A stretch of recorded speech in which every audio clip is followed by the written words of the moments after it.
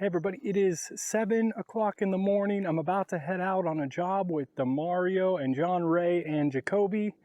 And we have a lot going on, but we wanted to give you an update, so we're going to take you along with us.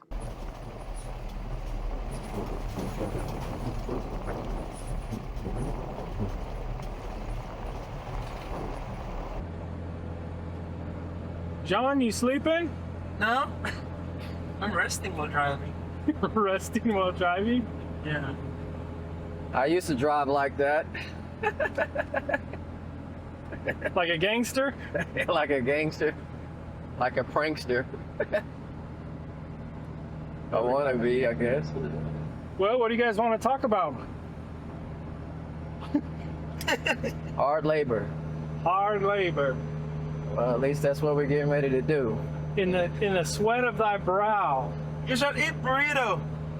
In the sweat of thy brow. Chips. In the sweat of thy brow, you shall eat burrito Yeah, and chips. and chips. Okay. And veggie patties and veggie days. Is that what you have? No. What do you got today? Not today, huh? Yeah, fruits, ice. Fruit? Yeah. You got burritos today, Mario?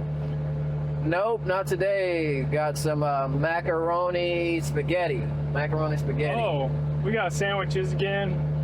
Oh, yeah? Okay, anyways, we're on our way to do a job. Demario, tell us about the job. Small job. Oh, man, it's pretty small. It's a 100 by, what, 84, 64? 84. 84 pole barn, hay barn. So yeah, it's pretty big. Yeah, this is day number 3 on it. It's exciting. Pretty big job, big opportunity. Of course, we're wanting to do more structures like this. But so far it's going well. You know, we've been able to partner up with a contractor out of Batesville here in Arkansas and get this job. John Ray met him. Now we've done some work for them before, smaller jobs, and they really appreciate it, so they were looking forward to working with us. So the opportunity came recently, and he's hoping to be able to get us more jobs like this also. Yeah, he said if he cannot work it out, then he will quit. Yeah, he's an older guy. He's pretty much been in it for a while now. And he was thinking, like, if it doesn't work out with our crew, he's pretty much done. He's ready to Whoa, that's just far call it quits, I guess. It's No, he's dragging. just like a Yeah, like sheet a of bag plastic or something. So anyway, So why are we going and doing jobs like this? Why are we doing construction? that's a big answer to that, man. But simply put, I mean, it's kind of, you know, different factors involved with it. Of course, it's a means of income, and not just income, but income for the work that we're doing in the ministry. You know, the school, the publishing work, so many different aspects of the ministry, the Outpost, if you will, supporting our families, things like that. It's a means of income, but that's not merely the reason why. I mean, it's a good opportunity to develop skills and to have young people develop skills, and something that we want to incorporate in the school. In fact, we're glad Jacoby's here Yep. right now. I'm glad I'm here. Yes. He's the first wonder. So He's our guinea pig. Yes. trial run. We're working out the kinks with Jacoby. Yep. But he's been good. Jacoby's a hard worker. He's a hard worker. So anyhow, So you and I, well, we've talked about bringing in like young men and yes, bringing them in and having them be a part of our crew. right. Yeah, so they can learn the skills, learn the trades, learn how to build. Exactly. You know, they can be self-supporting missionaries. Right. Yeah. This They can is learn to move to the country like we have right. and find work and sustain a family. Exactly. Yeah. I mean, that's kind of a nutshell. Of course, as the Lord lead, our vision is bigger than just teaching them skills but that's a huge part of it. It's a part of You it. know, of course, along with missionary work, you know, and Bible work and evangelism. But as far as construction is concerned, hands-on skills, trades, things that they can do on their own and not have to depend upon working for someone if they don't have to. They can work for someone as well if that's the way that the Lord would lead, but to be truly self-supporting. So this is just a means of doing that, but it's also a means of like being in the community, reaching people, developing working relationships preparatory to other type of relationships when it comes to more spiritual things. I mean, there are so many people that we've been able to just develop a working relationship with and some type of bond with that would not have been the case if I would have just knocked on their doors and offered a Bible study. I'm not knocking that has its place, but doing this allows us still to get into homes, to get into hearts. Yeah. I mean, it's still... And the end goal, the idea and the concept and the end goal of bringing young men onto our crew, teaching them how to work, teaching them the skills, you know, how to develop, plan, get jobs, and including them in all the other projects. With the Spidels live with us now. They started agriculture. You know, we're producing music. My wife is writing scripture songs. Yes. She's recording them. We're producing them, mixing and mastering them as best as we can. And we have a series of books on the way. In fact, it's over, there's 200 scripture songs. The books, there's over 600 pages among 4 different volumes. And my wife and my family, my wife herself has written over 60 scripture songs for this project. So that's been a big project, and we want to be able to teach young people how to do the publishing work, how to make music. Jacoby is helping me, kind of. He started anyways on the bike, editing the video for the bike trip ministry. So, but the overall goal is to develop a community, right? Right.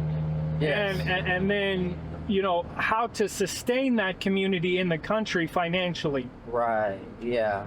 I mean, overarching all of this is our, although limited, understanding of the blueprint. We're trying to do our best to develop something that is in harmony with the blueprint, that's modeled off the blueprint for country living, for true education, the blueprint for God's people in the last days. So that's a part of that is true education.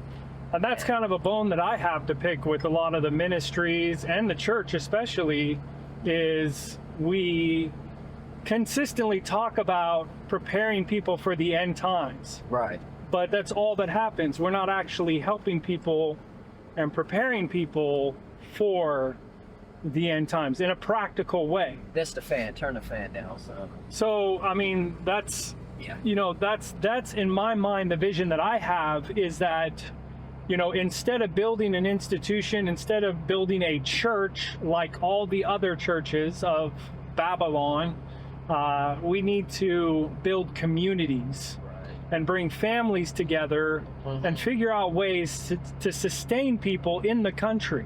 Right. And I found that as we've lived close together, our relationships with each other have developed because of the projects that we have, where we have to work together. Right. And we struggle. Together. Yeah, we don't just go meet at camp meeting and preach. It's like our lives, we see each other all the time. Right. You know, I'm coming home, I'm passing to Mario, he's in the dump truck. And then I pass Chelsea. Right. And, you know, then I'm going on and mowing. We're always seeing each other. Everybody out here in our community. There's never a dull moment. Especially now, since we have the Barbara O'Neill retreat coming and we're doing a community event. So we have a town of 400 people and Barbara O'Neill's coming, and our capacity for the venue is 400 people per night. For 3 nights. For 3 nights. And we're selling tickets, and we've already sold almost 300 tickets for each night.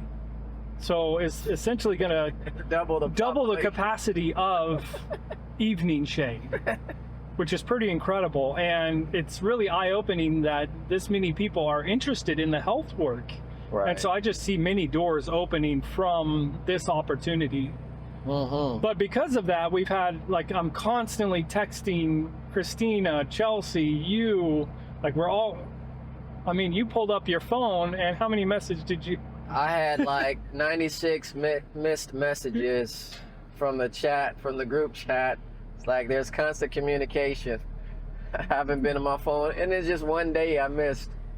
Yeah, in one day. And it's because, I mean, we're so busy, and we have to rely on each other because we're working together. We all are finding our place and figuring out how to work with each other. And you know, DeMario is the president and the CEO and the coordinator of all of this, right? Psych. Not at all. It's the Lord. The Lord in heaven is. Yeah. It's been really incredible. I'm just a worker. Yeah, it's been really incredible to see how all of the pieces have come together just slowly and surely, just piece by piece by piece. I mean, imagine this, Matt. So imagine a body, right? And the body that's supposed to be joined together, working together, but let's say my hand or my arm. What if my arm only saw my hand once a year? Or only saw a leg twice a year? Like, how effective could that body be in accomplishing anything? I mean, that's synonymous to death, if you ask me. Yeah. So I think for a body to truly be effective, there has to be a close tightness, a knit togetherness, if you will, for it to operate together. Yeah. And not just once a year or twice a year, and the most part of the body doing the work during that time is the mouth. It's just, that body is not going to make it. All right, now, preach it, brother. Come on now. I mean, that's true. In the old times, the apostles and all the believers are working very close with each other. I would say they are seeing each other every day. Yeah. Well, I mean, a lot of people's idea of having a disjointed body or a disjointed church is, well, we disagree on certain doctrines. Mm-hmm. You know, and that's kind of the standard of, oh, it's a divided church.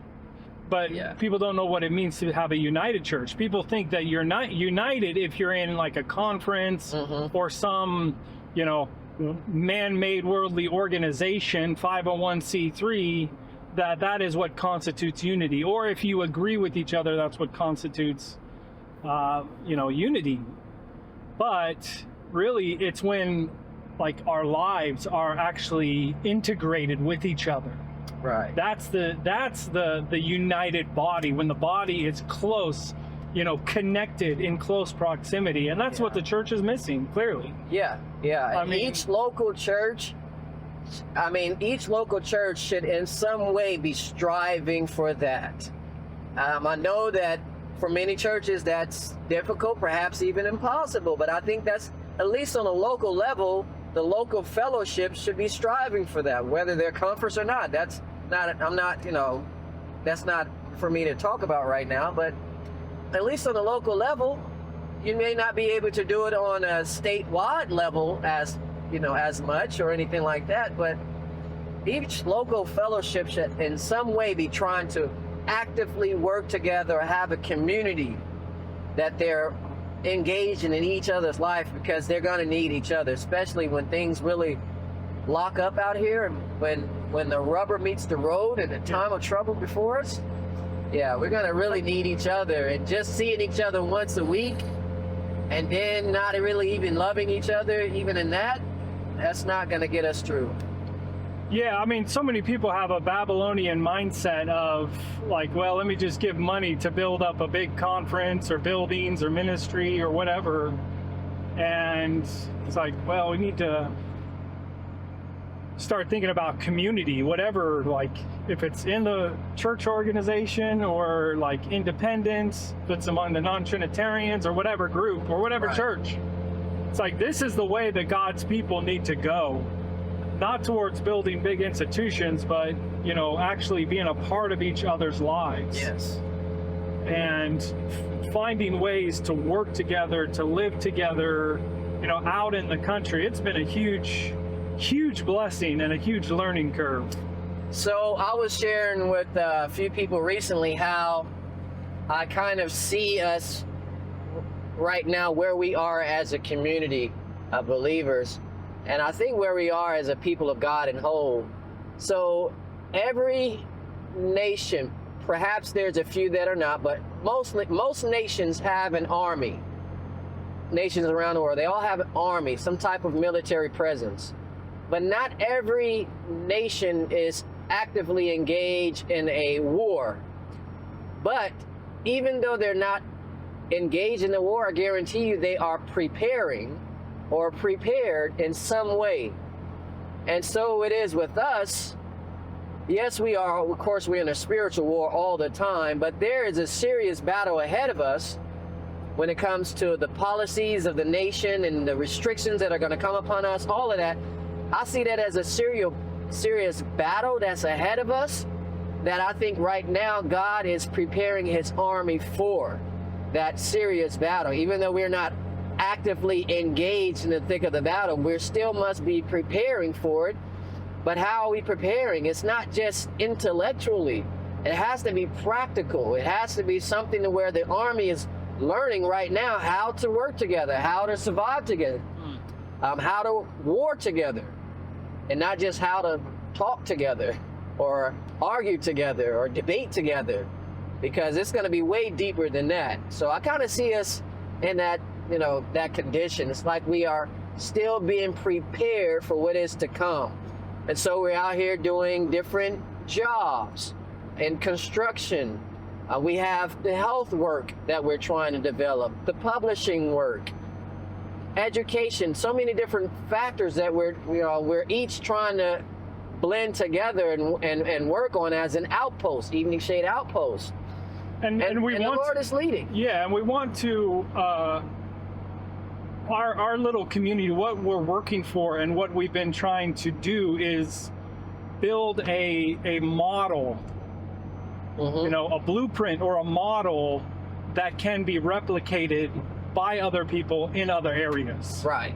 So we're trying to work on the experience of how do you build a little micro community out in the middle of nowhere and still be able to sustain that community financially, and yet, you know, using all of the, you know, the things that you're doing, how to use those in order to make meaningful connections within the community, so that when the time comes, we can demonstrate to those around us God's love. Yes. You know, within, you know, the community members. I mean, there will become a time when, I mean, that love in that community, which is supposed to be the love of God in our community, will be tested.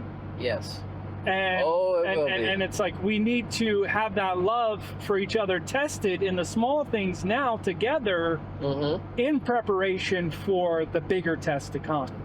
I think that's why a lot of God's people, if there was no preparation, serious preparation done prior to the crisis, I think that's why a lot of them are going to be caught off guard and by surprise. Yeah. Because they really we don't know what's in ourselves until we are tested. Yeah. And if we don't figure out things now in the easy time with the little test and have our characters developed when we bump heads right now, we're not going to survive in that harder time. Yeah. You know, and in fact, there may not even be time to survive in a harder time, because it's going to be a serious war, serious battles. Yeah. So now is that time. Yeah.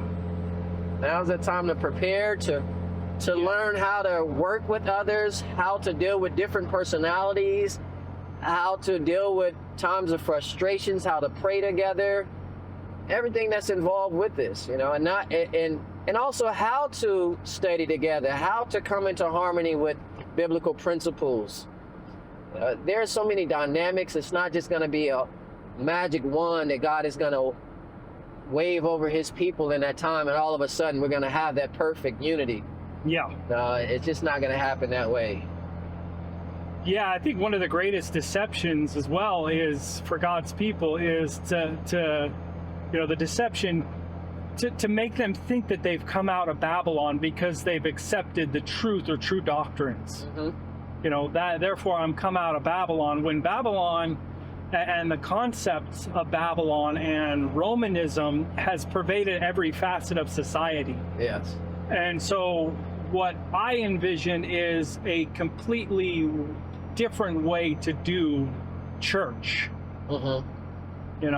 That is just different than what this world and where the world is tending. Everything is tending online and apart from each other and theoretical and philosophy. Yeah, it's an attempt to really get back as close as possible to how it was in the book of Acts. They were together more, they saw each other daily, they broke bread daily. It wasn't just once a week. So it's an attempt. They have more of a community. Of course, they had a village type of lifestyle, whereas we don't have much of that village type of lifestyle, at least in the Western world. Maybe in other places they do, but the Amish lifestyle. Yeah, more like that Amish lifestyle. That as far as the practicality of it, yeah, they have more of a community type of lifestyle or system set up. Well, and for me, that seeing the different groups around here like that has kind of served as a launching point or an inspiration, I guess. Right. That they all have small businesses. They live a traditional lifestyle and a conservative lifestyle in a modern context. Right. So, of course, I don't agree with every single practice. Well, no, of course not. But I appreciate the basics, simplicity, the aspect of community, close community, and working together. Right, it's so vital. And they're independent, like small business. They have a lot of different small businesses. Yeah, we've learned a lot. At least I have been inspired a lot by working with different groups like that around here, anyway. So this job that we're going on right now, tell me, how did that come about? I mean, because it's a really big job. Man, John, you may have to tell him that. I can tell him the gist of it, but a lot of it had to do with John. What happened with that is when we moved here, about 2 days after that move, after we settled down, I was just looking around construction companies, and I saw this construction companies is Perky Construction, and so I just have this impression to call this company. And then when I called him, I talked to him, and he sounded very nice, and he said, I can meet you up and let's talk together. So I went to meet him up the next day, and he showed me a project, and we start working. And from there on, he likes our job, and he said he likes our work ethic and the way we handle things. And he promises to give more jobs. And so the journey begins from there. Yeah, it's been probably a month and a half now, maybe 2 months, maybe, I don't know, maybe a month ago now since we've done the job for them. And recently they reached out again, and some things have changed with their business, so they reached out and said, hey, I got another job for you guys to look at. And we went to, me and John met with the guy and talked with him, and John met with him more than that. But so anyway, we took this job, and he's thinking that we'll have more with him. What's a big accident? Look at that. Oh, accident. Yeah, it was big. Look at the front of the cars. Yeah. Ooh.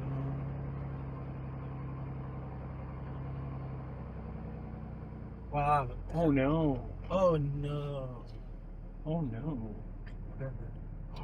Whoa. Oh no. Wow, the funeral service is here. The car was they covered it up. Yeah. Oh, It's probably a dead man. body then. Yeah, that was terrible, man. I've never seen a funeral service on an accident site like that. Man. Looks like they didn't spot. This is terrible, man. So many people, so many families that just they're just going through so much, you know. Evil is happening just every day to people. Sad. It is, you know, and I can't imagine like how much of it breaks the heart of God. It's like I know He wants this work to be wrapped up. Sometimes I'm tempted to think that, okay, we're living in the last days, things are really shaping up and winding down out here. Should we really be out here doing this type of work with construction and getting jobs, etc.? But at the same time, it's like, I know God has something that He is getting ready to do. Mm-hmm. I cannot explain all the reasons why, why He would say, "Occupy till I come." I don't know, but there's something that He's preparing to do, and somehow this fits into it. He wants a virtuous woman. Yes. He wants a virtuous woman. And a part of that virtuous woman is she is a worker. She works with her hands. She's skillful. She's a businesswoman. She's a businesswoman. Yes. Lori's writing a scripture song on that. Psalm really? 31, yep. All right. Yeah. Yeah. Yeah, she wants a virtuous woman. So anyway, Speaking of virtuous women. the Lord is preparing. Shout out to Lori, huh? Shout out to Lori. And my 3 other little virtuous women. Mm-hmm. Yeah, we're thankful John is out here now. Oh, yeah. You know, John is really a hard worker too, and Melinda. helping with the construction business, getting things better established out here in regards to that. Tell us about what was experience before we have so many job lineup. Like we were sitting for almost 2 months without not much to do. Yeah, we were just trying to find things here and there. You know, little jobs were coming here and there, some remodels. We had something, either we were doing outside jobs or we were trying to do something on the property. There was always something we were doing. But as far as trying to develop more of a presence with construction work in the community, it's been taking the time to really develop that and get a good ground, get a good footing. And even now we're still, I can't say that the footings have been finished yet. They're still being poured right now.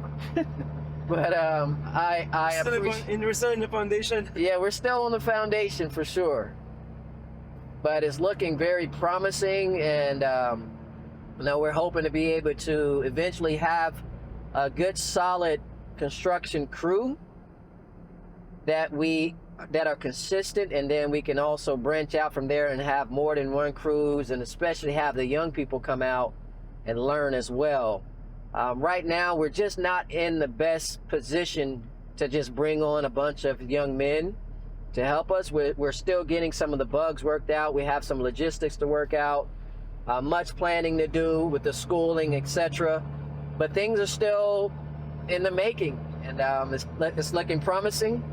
In fact, with the schooling, with the younger children, we're hoping to be able to have a soft launch next year.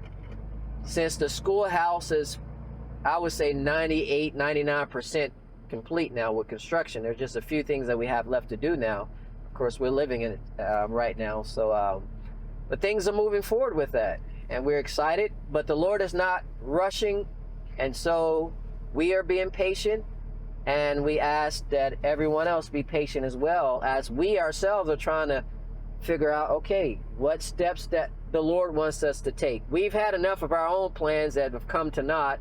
Well, we want the Lord's will to be done. So, His leading, His timing. Yeah, it sounds like things are going slow, but I don't feel like things have slowed down. No. I mean, It's slow. crazy. No. We're all crazy busy. Yeah, no, I don't think things have slowed A down. lot is but- happening. Yeah. Yeah, so much is happening. Things may be going slower than we may hope. Yeah. And a lot of that is due to either lack of resources or lack of manpower.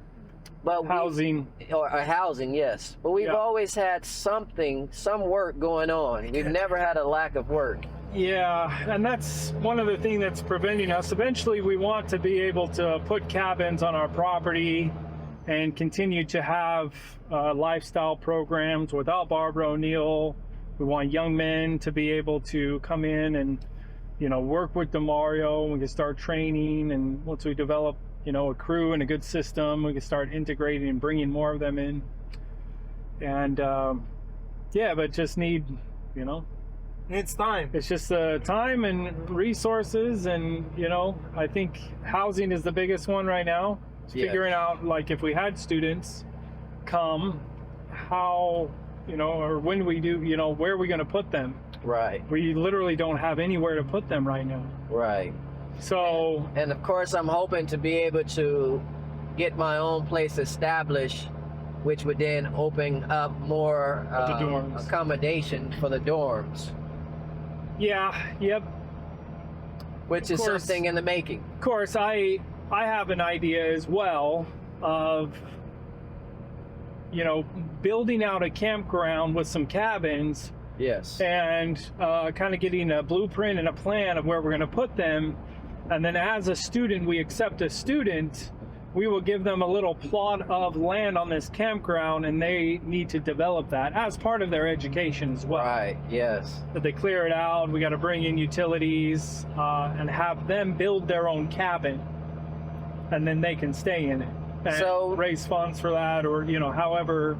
I don't know exactly how that looks like yet, but that's kind of what's on my mind. Yeah, we've talked about that. We have a new family that's moving out there with us now.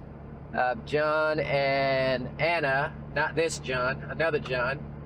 And so a few weeks ago, they were there at the property, and they're building a cabin. And that is kind of the idea. Like, Jacoby was able to help them to get this cabin in the dry. I don't know, Jacoby, how long did it take y'all to do that work?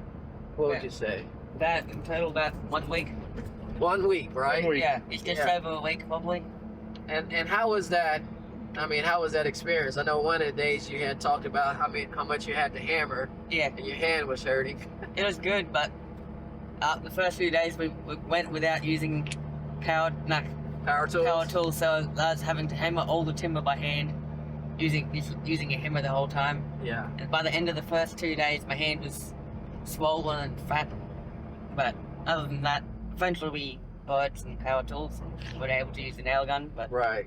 yeah, But y'all were able to get in the dry within, what, a week and a half or so? 2 weeks, maybe? yeah, 2 weeks to get the cabin up basically in the dry. And now it has to, it has more to do with the interior, but it doesn't take much time. And imagine there being 2 or 3 working together on something like that.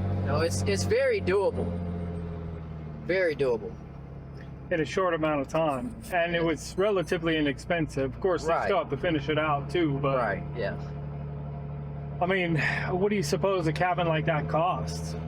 Finished? Yeah, I mean, what is it, a 12 by 20, 12, something Yeah. like that? Is it 20 by 12. 20 by 12? 20 by 12, I would say it runs between 10 to 20,000. 10 to 20, Including the interior.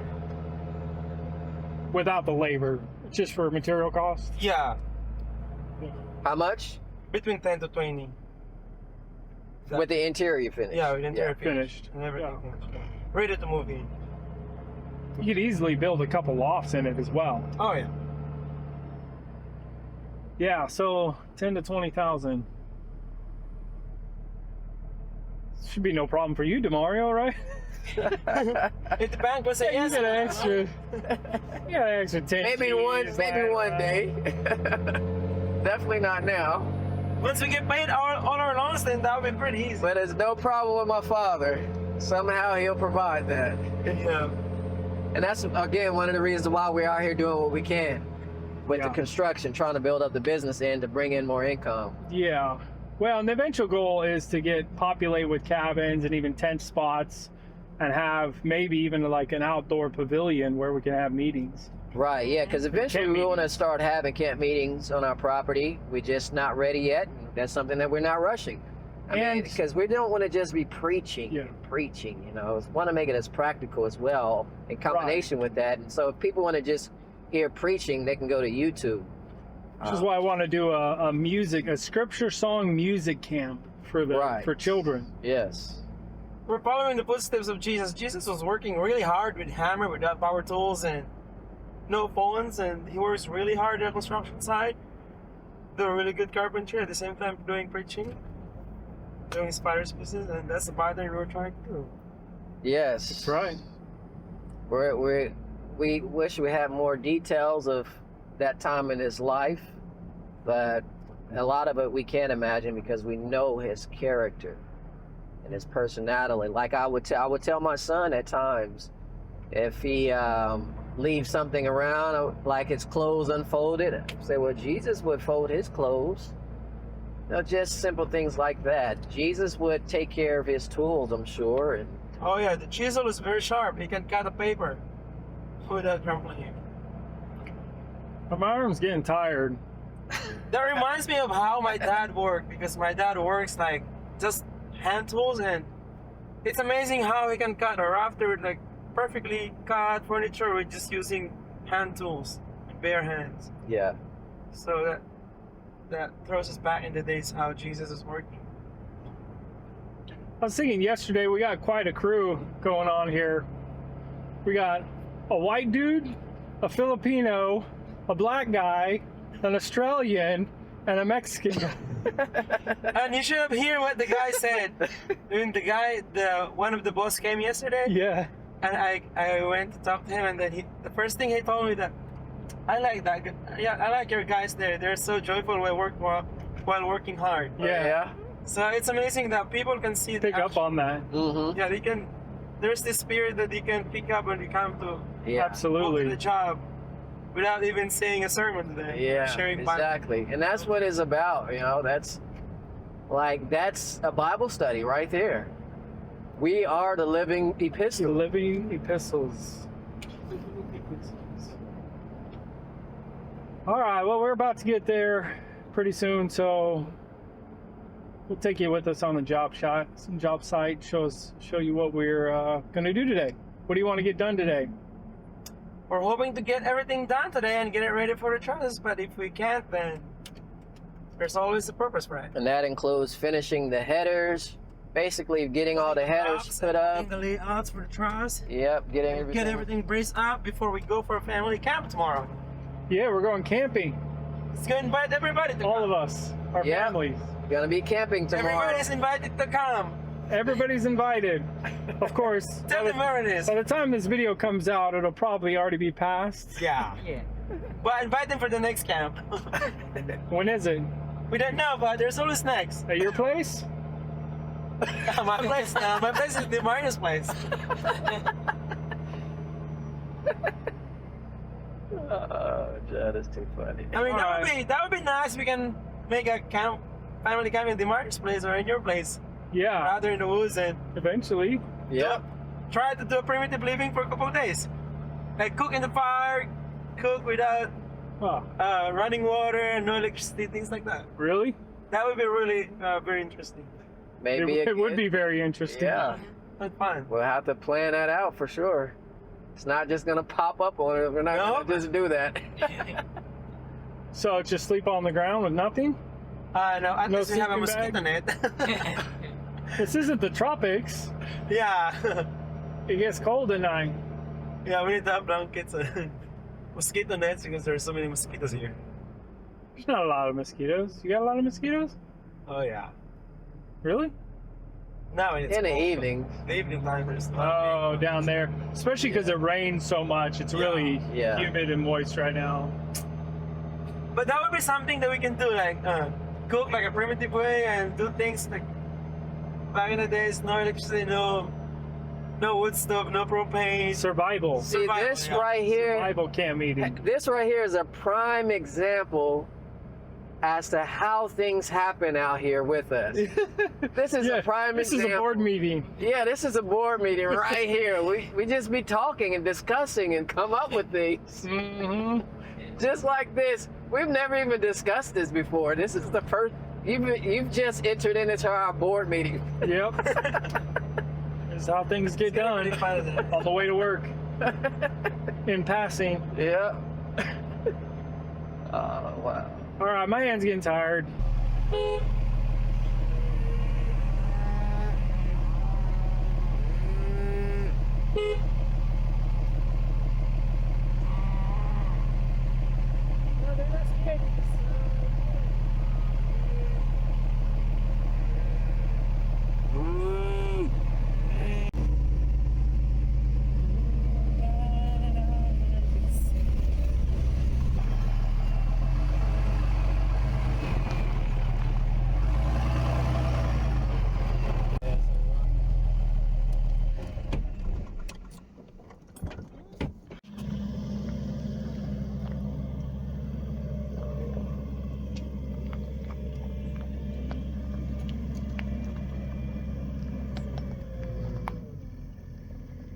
Sitting in the concrete post. Got a leftover. What do you want to do with it? We have this leftover. What do you want to do with it? John Ray talking to the boss man.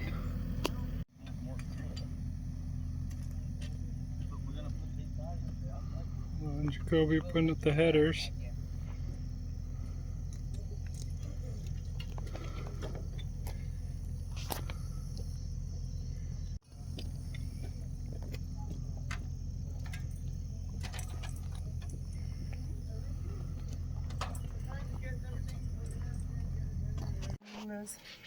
Oh, hold it again? Oh.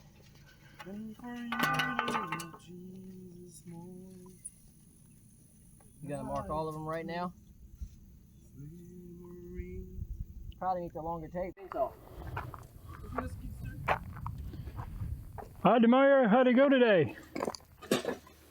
Very well. Yeah. Workout, for sure. Yeah, well, what did we get done today? Well, we got the rest of these posts put up for the side sheds and all the headers. Trying to get everything ready to put up the truss, and then the rafters for the side sheds. So we got pretty far. Good day?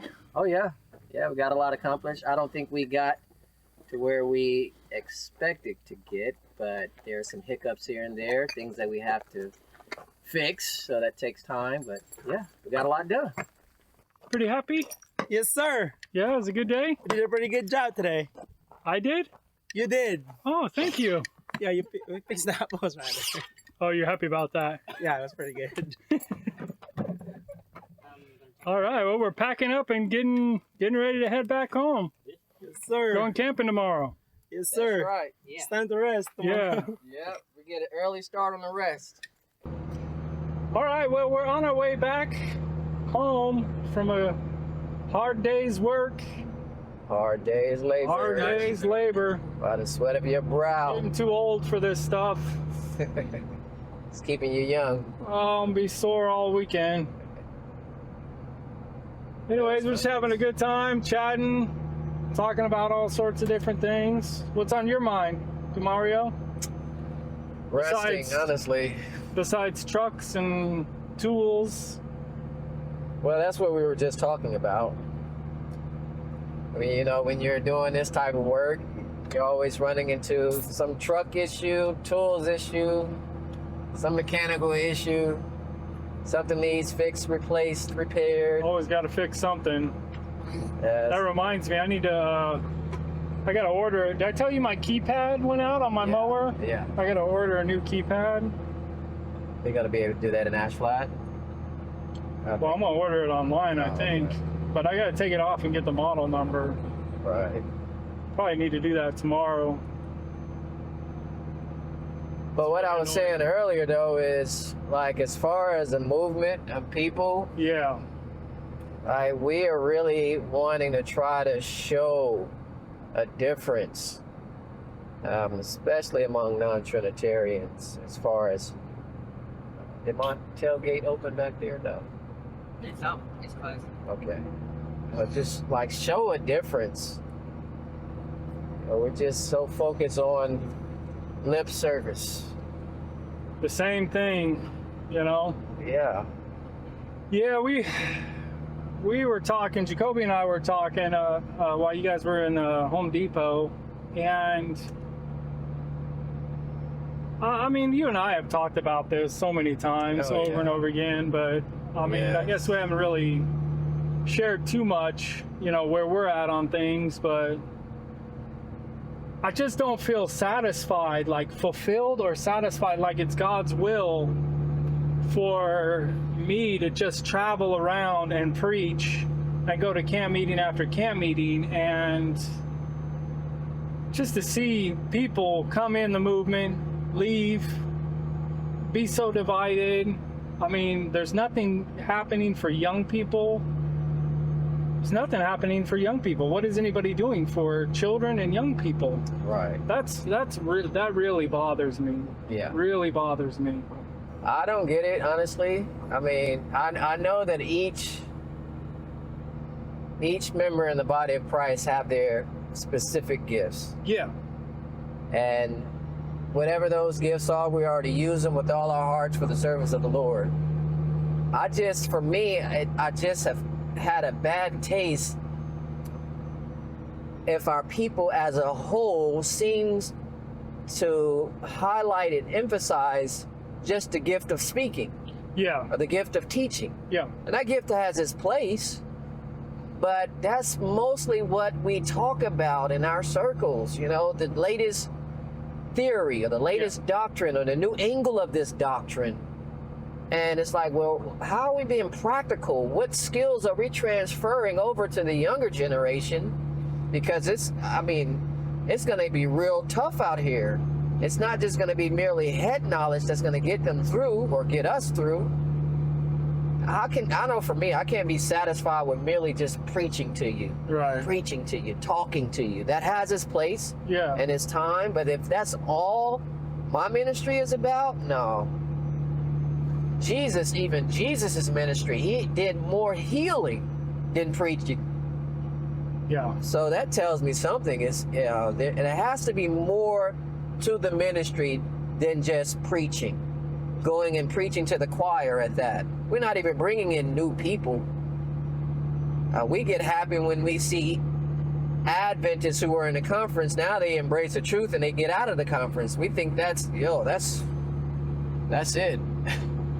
Oh man, Yeah, a lot of times they're twice the children of hell. Yeah, Forget exactly how Christ puts make it. them like twofold the son of hell than they were before, or something along those lines.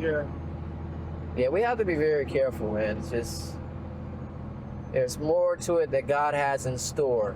Well, I feel like God has given me that's one of the gifts, one of the talents. You know, I feel comfortable sharing my thoughts and preaching. But I know that's not the only talent that God has given me. Right. And it's like God wants to develop a well-rounded individual. You know, and I just see a lot of the issues and problems and divisions that we have. It's because if you're always preaching, if like that's the only thing you do, I mean, there is incentive, especially in today's society, to be more on the, you know, like to retain an audience, you have to continually come up with some new thing or new angle or new, it's like you have to have the clickbait, you have to keep people's interest, which, I mean, people's attention spans right now are so, you know, they don't have any kind of attention span. You know, Adventism as a whole, whether you're in a conference or not, whether you're self-supporting, whether you're non-Trinitarian or not, it doesn't matter, man. Adventism as a whole, we are really in a deplorable condition. Yeah. And I just, like, we really have to be praying more earnestly for the eye salve, because I think by far we are blind to our true condition. Yeah. You know, every group has a tendency to think this is the group here. This is the way. Walk ye in this. Mm-hmm. Come out of her, my people, and come into this. And when you really take a look and examine that, it's like that's still missing the mark. Yeah. And how can we be satisfied or settle with it? We must not be. I mean, there's a reason why God isn't bringing multitudes of people into the movement. There is a reason. I mean, of course, there will be some who won't agree with that. You know, people see things differently. But God is going to have this final say so. I know that. And But we're not going to reach the whole world doing what we're doing right now. I mean, we have to work. We have to get people involved in the work. I mean, there's no reason why we can't. I mean, the preacher is not the only worker. Right. You know, that's not the only work that can be done. Right. And we really fail on that front. Is, you know, we need to start equipping and training people and getting people involved. That's why, like you said earlier, we were trying to have more of a holistic view of it. Like the body is more than the mouth. Yeah, I really do think that like it's part of God's plan that every Adventist should be involved in God's work. Yes. You know? Absolutely. Yeah. And we get too used to this idea of, oh, well, I have a career, and so then I'm going to support these ministries. And look, I mean, I preach. People support me in that way, and I'm very thankful for that. But I see that as a responsibility to work in such a way as to multiply, you know, and to pass on the information and knowledge and skills that I've gained in ministry to others and equip others. And I just see kind of this mentality of, especially in Adventist circles, that, you know, we want to restrict, you know, who can be involved in the ministry. And it's because we have a single track mind about what ministry really is. Ministry is, well, you get with the conference, you work with this organization, you get a stipend, you preach, you organize, you do certain things like that, and that's ministry. It's ministry. It's a career instead of a lifestyle. Yeah. Anyways. Reminds me Got of my Paul soapbox. was preaching and making business. He supported his ministry. All the time. He worked and built tents and sell them and encourage people to Have you seen that little? their business. I'm sorry, real quick. Have you seen that structure that we helped put the rafters on with Sam? No. You haven't seen that? I'm No. gonna show you real quick. It's just right off. It's just right off this. It's good there. Yeah, it's not I think far it's away. beautiful now because probably the roof is on. Oh, it's so muddy here. Don't go there. Money. I got a car behind me. Nice. Look at that. Yeah. It's like a good job. Yeah. They're pretty happy with it? Yeah. Yeah? Yeah, they're pretty happy with it. Yeah, he contacted me yesterday asking about another job Yeah. doing pole barns. So I would say he's pretty happy with it. I'm really amazed by, I think, just a lack of understanding of the blueprint that Ellen White gave as far as the Outpost model of evangelism and how we're supposed to work. Yeah, it baffles me as well. I mean, when I first started to read and study about it, which was back in like 2007, 2008, I was just excited and thrilled. And it's like God does have a plan for a people in the last days. Yeah. That's probably what caught me the most. Like, there is Yeah. a plan or blueprint for us. Of course, throughout all these years, I realized how much that blueprint, there's a lot involved in fulfilling that. And there's Yeah. been many that have attempted, and some are trying even now to fulfill it. I can't say it's just a simple thing or easy thing, but I think by far most have tried to do it in some type of organizational setting. And sadly, I've heard of too many stories where it has failed. Yeah, well, people, they want to move to the country, so they get several people together and get out there, and then, like, well, some people want to work, some people don't want to work and ends up falling apart. I think it's probably because they get off on the wrong footing. But I guess one thing that I've been thinking about is I've always had a desire to, I wouldn't say always, but since I've learned, about country living, education, Outpost Center model of evangelism, like just getting, helping people move out to the country, Yes. It's like, because how do you move out to the country? Most people, I would say a lot of, and I've been there before, where it just seems impossible, and you really have to move forward by faith. Oh, yes. It's really a step in faith that is a big leap for a lot of people. Yes. I just envision that with what we're doing in developing a community and working together and gaining practical skills that we can teach to others in order to, build businesses and make a living, and that's the goal. Absolutely. Yeah. Of course, I don't feel like I'm time. there yet. I mean, I think there's always a challenge between, working and making money in business and taking you away from ministry and doing ministry. But I guess everything that we're involved in has a ministry purpose. Exactly. And that must. Everything. Your business, any line of labor that you engage in, all must be under the umbrella of ministry. Yeah. Ministry must be woven into every aspect of your life.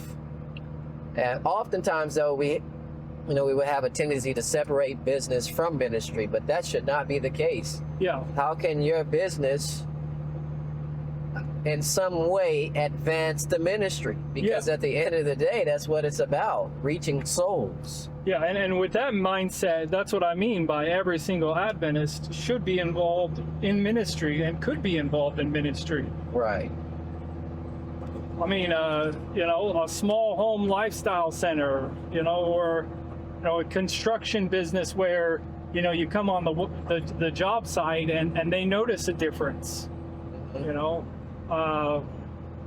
Farming, gardening, the education, the publishing, I mean, the sky's the limit, really. I mean, it would be awesome to have more of a health food ministry, like a food truck.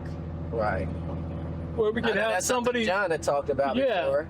somebody operating a food truck that would, bring in interest for the lifestyle program, a little home-based lifestyle program where you have a couple families that, work together to take on 2 or 3 people and run a program at a time, Right. and, that'll funnel that. And, like Sean is doing the gardening and starting the farming, and, he's planting stuff that we can harvest for the lifestyle program. Mm-hmm. Hopefully, I don't know where we're at on that, He but was aiming for that. that was what he was aiming for. And so you just see how, like, if we need a structure, we know how to build that and build out the cabins and build out the infrastructure of the place. There's just so much more work that can be done. Yeah, and to me, you have to have some type of team. You have to have some type of community to really work together with, because it's very difficult to try to do it alone. Yeah. Very difficult. Well, nigh impossible. Like, why don't non-Trinitarians have their own, like, campgrounds, facilities, Right. eating facilities? I mean, you have Scott Moore. Yeah, Scott has it. Yeah. Here in Tennessee. Yeah. But everything else, we rent out. Everybody want to rent out. rent out, spend a ton of money. Like, how much money? Because we just want to preach. Yeah. It's It's easy. it's very expensive That's what I mean. in some We're not places. really- it's not like we're not, I don't know if we're thinking long term enough, even though we believe we're in the last days and we know things Right. are going to really crack down and get worse for us. But to me, it's like we're not really thinking long term enough. We're paralyzed. Well, we're asleep, is what it is. 10 virgins. And I think we're afraid even to say, you know, anything long term. Oh, you may be considered an unbeliever or an infidel, or You don't believe Jesus is coming back you don't soon. believe he's coming back soon or something. There's no telling. But what else are we supposed to do? You know? He said, occupy till I come. That means you Yes. keep working until he comes. That's right. Just occupy till I come. I mean, to me, like, I believe Jesus is coming soon. That means we have even more work to do. Mm-hmm. You know, and that's what I see is, man, we have a lot of work. We got a long ways to go still. And especially we're not when ready. Especially when you consider the need that our young people have, Yeah. or that they need to be prepared. Yeah. Like we are supposed to be preparing them. Yeah. And I just don't see enough of that happening. I think we just take too much for granted that somehow hocus pocus is going to prepare them. No, that's our responsibility. It takes time. It takes effort. You got to develop, you know, these relationships. Yeah, I was thinking about Conrad Vine's sermon. You remember? Yeah, that one that he preached. Yes. I talked about it on Sabbath. I forget the name of it. Regime. I don't remember the name of it Something either, routine. and I didn't watch it, but I just saw clips, you know, little clips here and there. Yeah, everybody's talking about point number 3 about, you know, setting up another parachurch organization and the tithes. That's what everybody's focused on. Oh yeah. Is setting up another organization and diverting the tithes. That's what everybody gets hung up on. Mm-hmm. But what stood out to me, which nobody is talking about, was his comments on that when the time comes, the church is going to be led by bivocational pastors. Yeah. And a bivocational pastor is essentially what Paul was. Right. He was a tent maker, and then he tried and he did ministry. Of course, he was traveling and he was able to work as he traveled. I mean, we have families, so it's like I'm not, you know, we're trying to develop the work in the community and reach this community. Yeah. But bivocational pastors, and when I listened to that, I just thought, I got really excited Mm. because, like, that's literally the goal. Right. Yes. That is the goal, is to train bivocational pastors. Now, the only thing I disagreed with, I guess, is that when he said, you know, when the mark of the beast happens, most of them are going to be bivocational. Well, how are you going to have a vocation when the mark of the beast happens if you can't buy or sell? Right. Which tells me that we need to be bivocational For that. before that, you know, and that's what I see is a spreading of this idea and concept of community Mm-hmm. and working together to reach the local area through the various means of, you know, the practical work that we're doing. Right. Yes. It's exciting, even though it's hard work and it takes time. There's an element of excitement there that I really don't know how to put into words, because to me, and I may have said this earlier when we were on our way there to the job site, I can't remember, but I feel like we are in a preparatory stage that Yeah. God is preparing us for something that is great. You know, it really is great. I do believe that. If we talk about end time prophecies, we talk about the movement of God in the last days, to me, somehow God has to be preparing a people for that Yeah. now. Even though we may not understand all the details of it, I think it's more than just camp meetings, though. That's not going to prepare us for what is to come. That may be a part of the pie, but it's not the grand scheme of things. Yeah. It has to be deeper. Well, we than have that. this mentality of, well, we got to stand for the truth. Stand for the truth. And I agree with that. We should stand for the truth. But I think God is preparing us for a time that we're going to be able, he's going to bring us into that situation where we make a stand for the truth.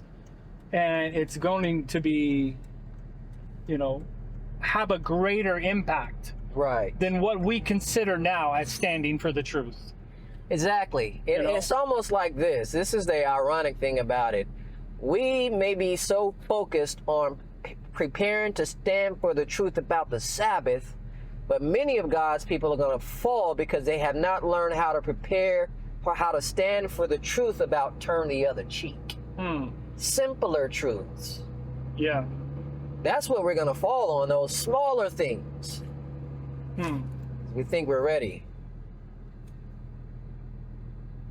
Hey, you want to look at a few job sites that we've done here on our way home? Yeah, go ahead. So we were able to get this one formed up, and we had a guy come and help us pour it. He poured it for us. But this was done for City Hall. It was a 30 by 40 parking lot with a 3 by 50 walkway with a 45.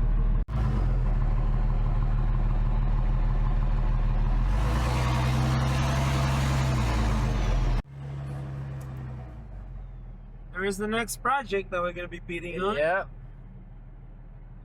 So this is the city park here. And they are wanting us to Build a pavilion. to build five different pavilions.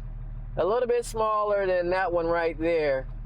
A little bit smaller than that one in different parts of this park. So that's something else that we are gearing up to do, trying to get prepared to do that. 5 little pavilions out there. That'd be nice. The parking lot. And a parking lot, extending the parking lot here. Something that the city got a hold of us and would like for us to do it. And then Pickleball court, yeah. pickleball court. Oh, yep. We just did that pad and sidewalk to the shed there, the concrete. It was a trapezoid and a 4 by 60. You guys looking forward to the camp out this weekend? Yeah. Yep. Oh, yeah. Yeah. When we work hard within a week, you always look for a rest day. Yeah. It's gonna be nice, I think. Got some of the brethren coming from Northwest Arkansas to visit too. That's nice. Yeah.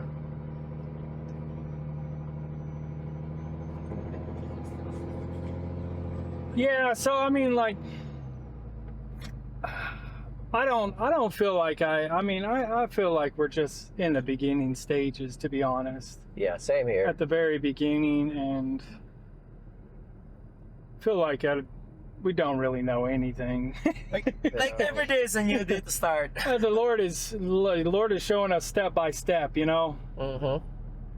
showing us step by step what we ought to Yes. do. Well, anyways, That's what's exciting though. Yeah, You know, it's exciting. it's all in the Lord's planning, His timing, everything. We're just going, step by step. moving forward by faith.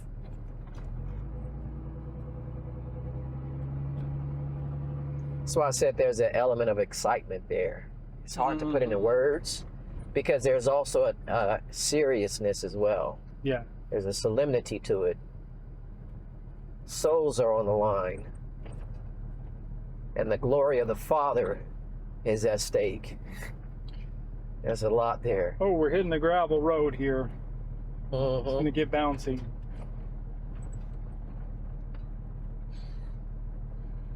All right, well, just wanted to kind of give everybody a glimpse into our little community and talk about some stuff that's been going on and some of our thoughts, and hope you enjoyed coming along with us.